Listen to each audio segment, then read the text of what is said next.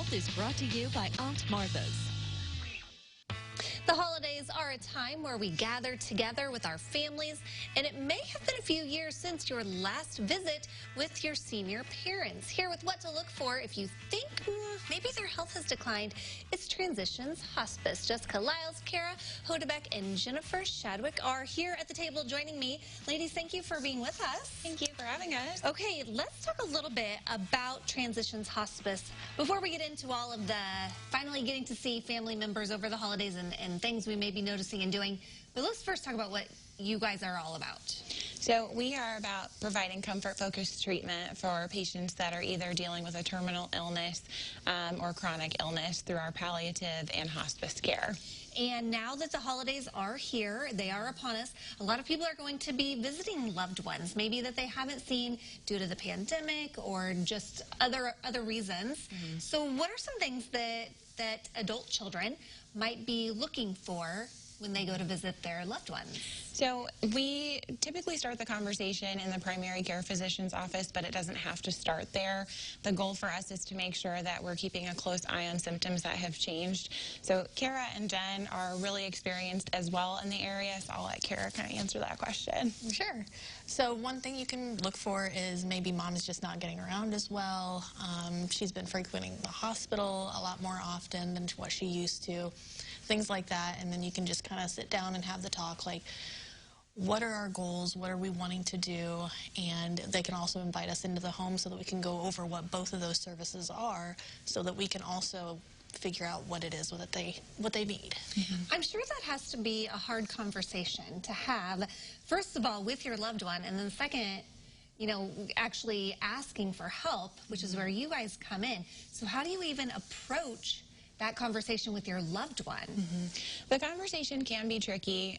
My biggest recommendation is to not avoid the conversation because it can be a good one. So typically, as Kara mentioned, your loved one, if this is the first time you've seen them in a while or if it's something that you've been noticing over time, especially if you have other family members that are going to be present during the holidays, kind of doing it as a group effort could even be more beneficial.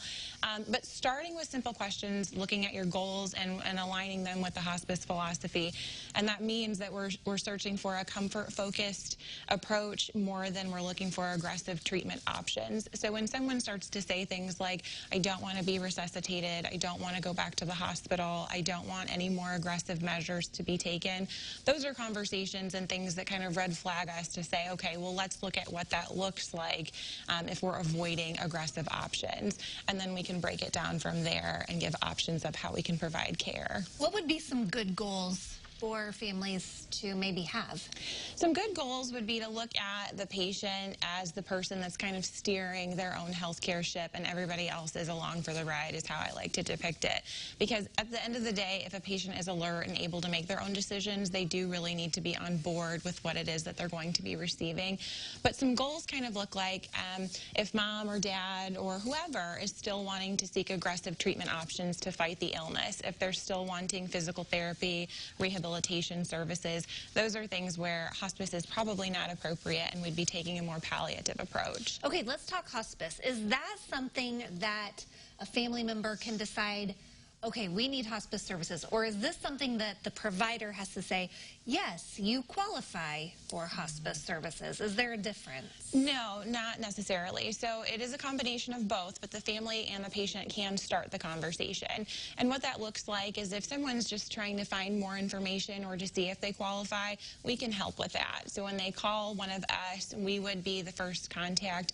We can help make that referral through their primary care physician's office by requesting the order for hospice, or they can initiate that conversation as well. They don't have to wait for the referral to be made. All right, Jennifer, tell me about vigil sitting. Vigil sitting. So vigil sitting is what we believe no patient should pass alone. So that is our philosophy, and we work very hard to do that. So if there's a family and they're getting close within, we say, around 24 to 40 hours to passing, and we give them that support with the family. We all combine to make sure that patient is has support and not alone. That end-of-life care is very important and very special and comforting, I'm sure, to the family members. And it's very individualized, so that's what's so important. So every patient has a different journey, and that's what Jessica's saying, and everybody's journey is different, and so that's something we really focus on. So visual can mean different to everybody, but that is our philosophy. Well, we appreciate you all being here. I know the holidays are supposed to be joyful and merry, but sometimes you have to have tough conversations, and don't put it off. Like you mentioned, we appreciate you all being here today. If you have any questions, maybe you want to learn a little bit more about the services provided at Transitions Hospice, there's a link at their website, and we'll connect you to it at our website, CILiving.tv. We appreciate Aunt Martha's for sponsoring today's CI Health segment.